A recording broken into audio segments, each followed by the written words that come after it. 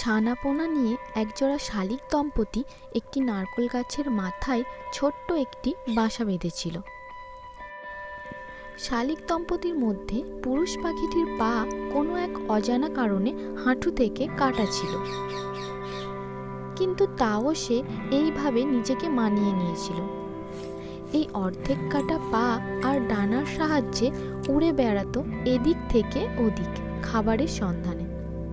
এমনই একদিন সকালে নিজের ছোট্ট বাচ্চাদের মুখে একটু খাবার তুলে দেবার আশায় ঘর ছেড়ে আকাশে উড়াল দেয়।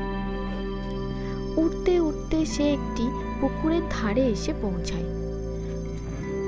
ওই পুকুরের মালিক মাছরাঙার হাত থেকে মাছ রক্ষা করার জন্য পুকুরের ওপর জাল বিছিয়ে রেখেছিল। দুর্ভাগ্যবশত ওই শালিক পাখিটি ওই জালে আটকা পড়ে।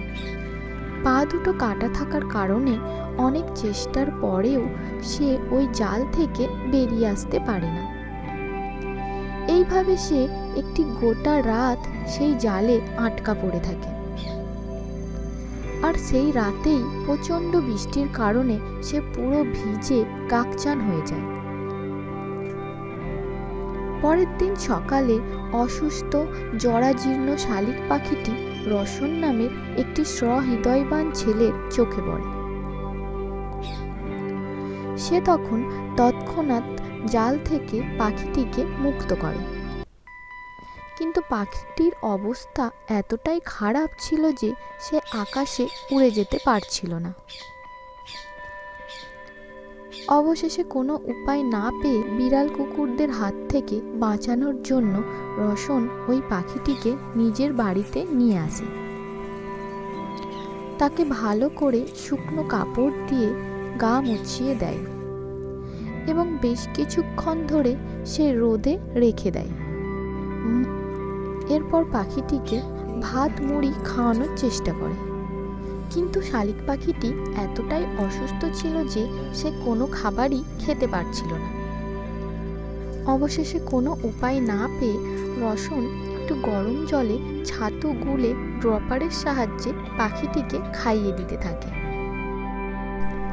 প্রথম দিকে পাখিটি ভয়ের চোটে খেতে না চাইলেও পরে ধীরে ধীরে সে রসনকে বিশ্বাস করতে থাকে এবং তার হাত থেকে খাবার খেতে থাকে। এইভাবে 3 দিনের মাথায় পাখিটি সুস্থ হয়ে যায়। ইতিমধ্যে রসনের বাসায় থাকা আরও একটি শালিক পাখি ওই অসুস্থ শালিক পাখিটির বন্ধু হয়ে ওঠে। রসনের সেই 2 শালিক পাখিকে নিয়ে ভালোই কাটছিল দিনগুলো, কিন্তু অসুস্থ পাখিটি সুস্থ হওয়ার পর থেকে খাঁচায় আর বন্দি থাকতে চায় না, কারণ সে খোলা আকাশে থাকতে অভ্যস্ত। বন্ধ ঘর তার জন্য মৃত্যুর সমান। তাই শালিক পাখিটি তার ঠোঁট দিয়ে খাঁচার তারকে আঘাত করতে থাকে, ফলে তার ঠোঁট কেটে রক্ত বের হতে থাকে। অবশেষে কোনো উপায় না পেয়ে রসন ঠিক করে পাখিটিকে আকাশে উড়িয়ে দেবে। কয়েকদিন ধরে পাখিটিকে যত্ন করতে করতে পাখিটির ওপর রসনের মায়া পড়ে যায়, কিন্তু তাতেও কিছু করার নেই, কারণ শালিক পাখিটিকে তার বাড়ি ফিরতেই হবে। হয়তো তার অভুক্ত বাচ্চাগুলো তার পথ চেয়ে বসে আছে।